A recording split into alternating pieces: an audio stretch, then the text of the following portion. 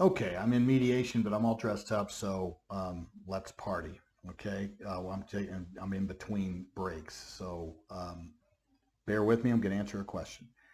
All right, and I'm redacting this because you are naming the school, and we can't name the school, but I am redacting it so nobody knows where you are.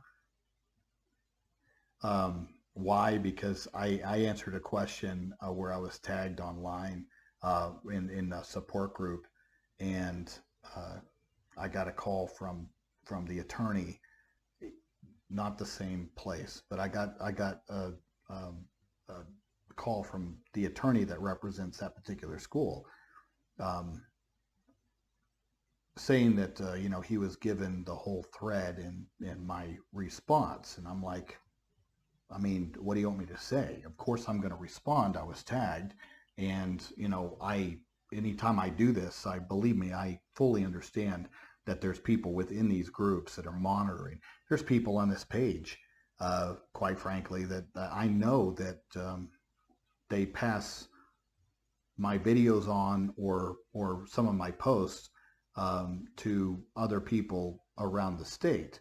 That's why I had to stop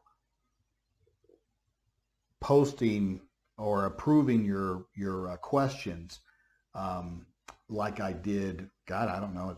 It's probably been a couple years now, I would hope. But I used to just approve your posts so everybody could see, who posted the question. But at the same time, what I ended up figuring out is that information was then passed on to administration within that school. So now I do all this anonymous and nobody knows what state you're in and what school you are talking about. And I think that this is a safer way to go because I do want educators in this group and I do have administrators in there too because we all need to work together and learn together. So, but in this particular situation, you name the school, I'm going to take that out, but it doesn't matter. It's still going to be applicable not only to you, but to many, many other parents that are in similar situations. So your daughter goes to a pre-K. She is on the autism spectrum. She is starting kindergarten in the fall. She currently goes to ABA therapy privately twice a week. And the rest of the week she goes to pre-K.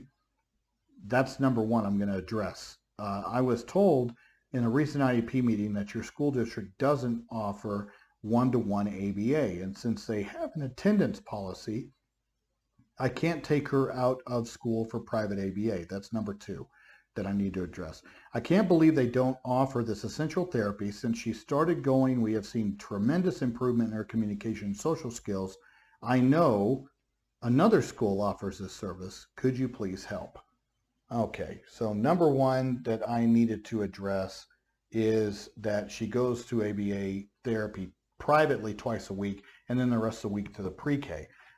That's number one a concern because the school system has a responsibility based upon the evaluations to, especially for preschoolers, to offer a FAPE, make a FAPE available through an offering of FAPE, which is a little bit different than what the requirement is for, let's say, K through 12, because K through 12 is attached to compulsory education in most states, to where you're compelled to go under penalty of truancy. But under pre-K, that's not the rule in most states. Some schools may have these kind of draconian policies that I don't agree with, but in Alabama and some of the other states I practice in, where this person is located in one of the states I practice in, and in those states they don't have compulsory education for preschoolers. Okay, so when it comes to that standard, that answers, it's going to be both of those questions I was going to answer, but they have to make a FAPE available, which means that for autism, we follow educating children with autism, which is what the Federal Department of Education funded that study through the National Academies of Sciences. And that was the end result at the end of their study was the title of it is Educating Children with Autism. And within that study, they recommend at least a 20-hour-a-week program that includes things like ABA therapy, ABA strategies and approaches in an eclectic type of environment that is a combination of both special education children and neurotypical children, because that's absolutely critical for helping with autism as far as scientifically known treatments. Is inclusion and involvement with neurotypical and typically developing children. All right, so the fact that you are having to supplement with private services and then your child goes the rest of the week, I've got some questions about that. Why didn't they offer you a full program? And why wouldn't it be at least 20 hours a week that includes what the science says needs to be included, which would be ABA.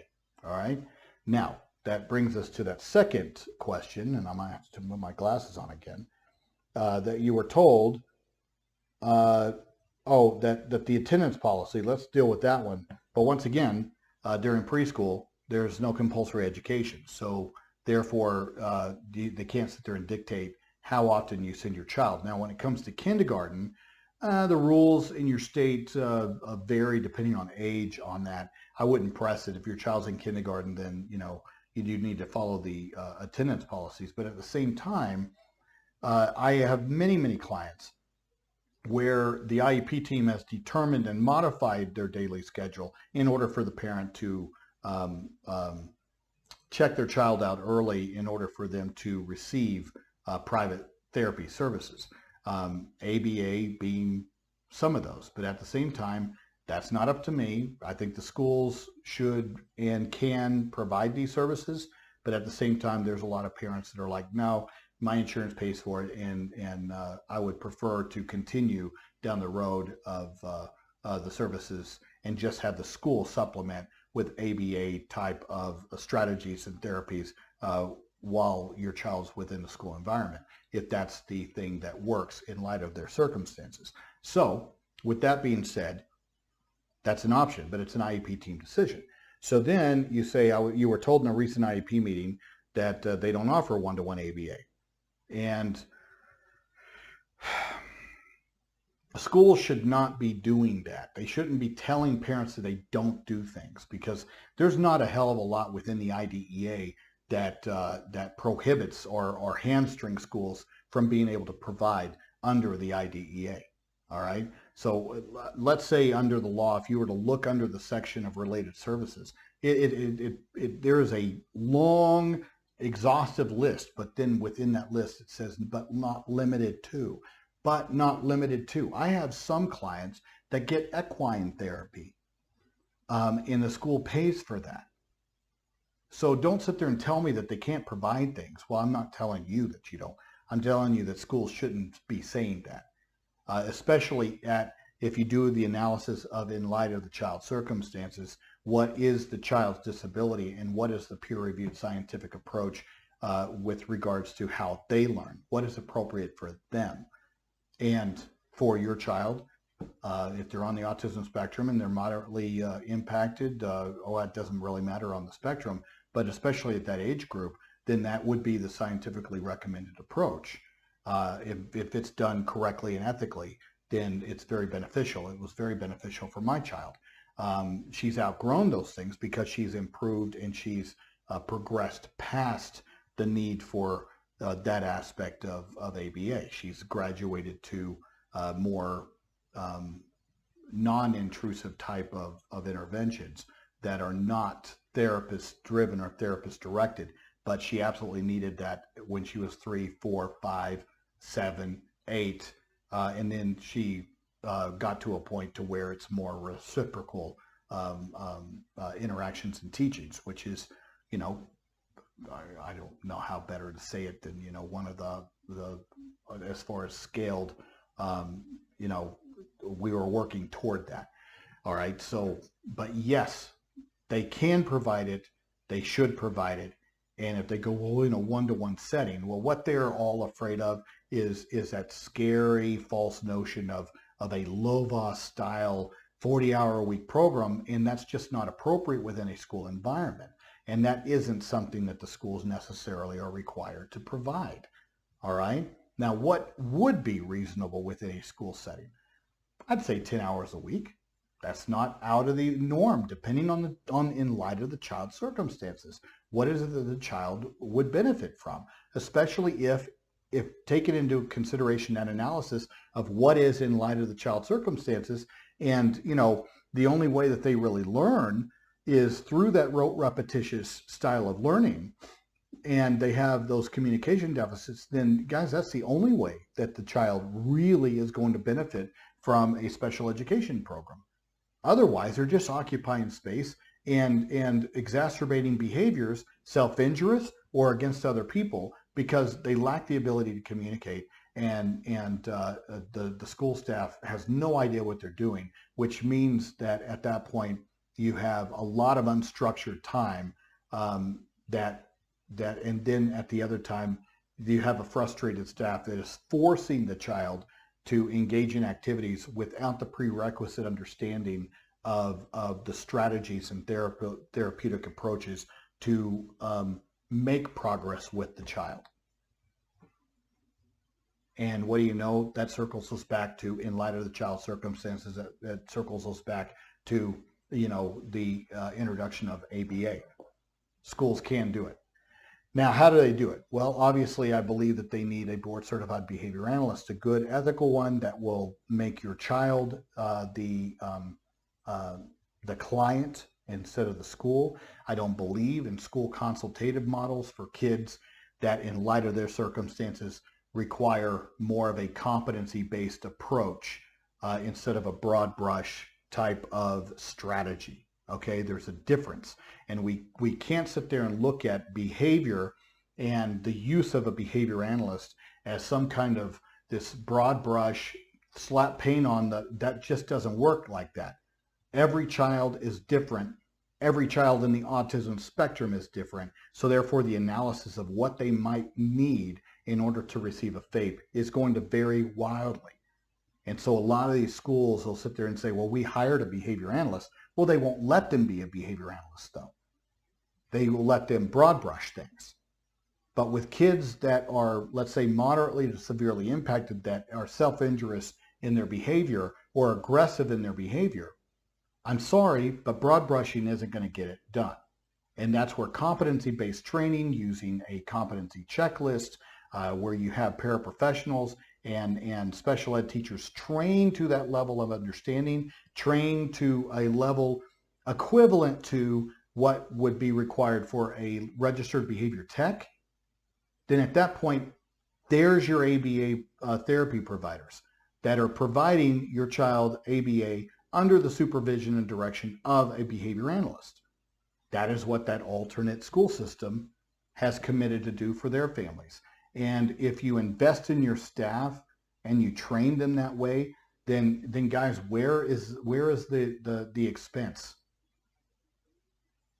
And I think that's ridiculous that I have to sit there and continue to have these arguments with school systems that fail to commit to investing in their staff. And especially when they don't view paraprofessionals in the manner that they need to be viewed, because they carry a lot of the burden in assisting the classroom teacher. And there's so many of these opportunities that, let's say 10 hours a week is 2 hours a day. Well, my daughter couldn't do 2 hours straight. You got to be kidding me. But you have a 6-hour school day. 6-hour school day. You can find 30 minutes here, 30 minutes there, 30 minutes here, and it will come up with 2 hours. It's not difficult once the staff understands how to do this, and take proper data collection and have good, reliable baseline assessments like an ABLS, ABLLS. Google it if you don't know what it is, or a VB-MAPP. So an ABLS or a VB map are good developmental assessments that will provide very good, accurate baselines in order for you to develop goals across 25 different developmental domains. That would be what you work off of with regards to your child's ABA within the classroom program. And those assessments are made perfectly to tie to your state preschool standards or your state standards. They line up beautifully. which means that you have an assessment. If you're a school system, you have an assessment that you can work against, tied to your standards, that makes sense in plain English.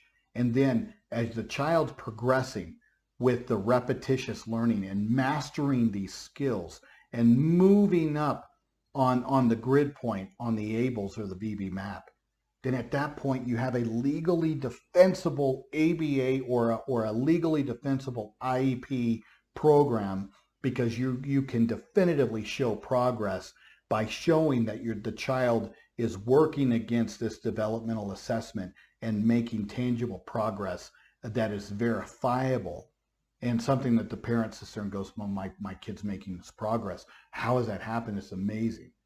Because you're following the science in light of the child's circumstances, developing the IEP according to that.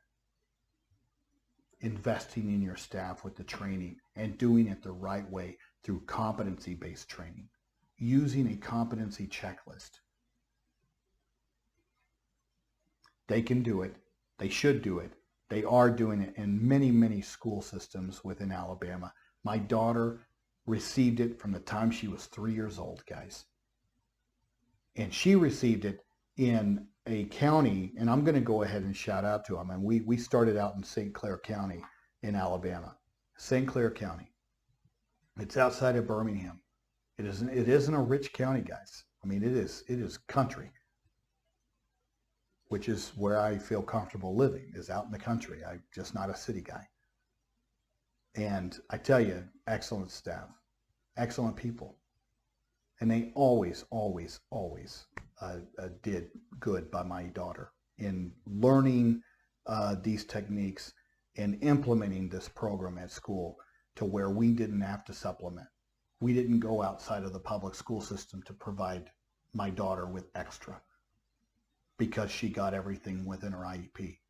And then we moved to a neighboring county, Shelby County, Alabama, which is south of Birmingham, and once again surpassed expectations. And my daughter's classroom teacher is still a family friend. We love her. We love her family. One of the best special ed teachers in the business. And so I greatly appreciate the public education sector, and I'm a believer in this law, and I'm a believer in public education, guys. It can be done. It is being done. But there's just too many naysayers out there that don't know how to do it. So instead of rising to the challenge, they want to make excuses, or they want to listen to the naysayers, or they want to listen to some board attorneys that say, oh, that's just not, it can't be done, or it's too cost prohibitive. It's not. It's not if you do it right. It's not if you use the right people that are ethical, that have an expertise in this area. It is the right approach. It's the right thing to do. If you're using the right people and you invest and believe in your staff, they will rise to that challenge. And actually, you're doing them a favor, guys, because if they're providing these services correctly and consistently, then what you have is you have a mitigation of behaviors and an increase in skills, and the child's progressed.